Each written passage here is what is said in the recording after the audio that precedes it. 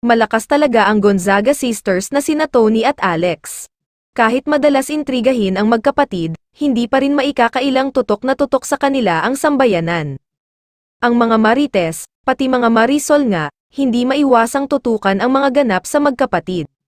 Yung guesting ni Alex sa Tony Talks YouTube channel, ni Tony ay pinapanood pa rin hanggang ngayon at naka 5.6 million na ang view.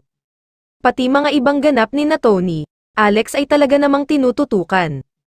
Sabi nga ng isang showbiz insider ay kahit umano naman iniintriga yung magkapatid, yung mga nangiintriga pa ang nangunguna sa panonood sa mga ginagawa nila, talagang tinututukan silang magkapatid.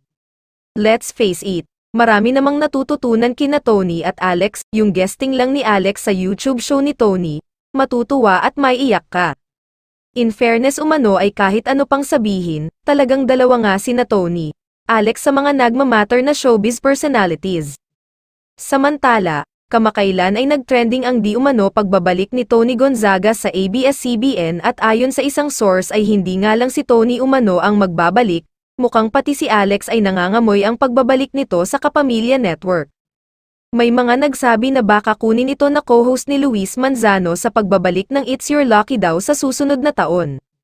May nakakaintriga kasing post si Luis based on his latest social media post. Nagpost kasi siya ng video clip ng It's Your Lucky Day.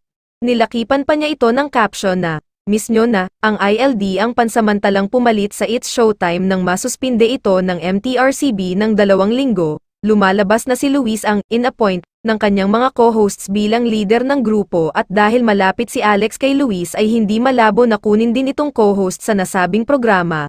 Umugang na ang balitang ibabalik ang ILD sa ere bagamat sa ibang time slot, maraming ang netizens na humihiling na mapanood daw sana ito bago mag-TV Patrol.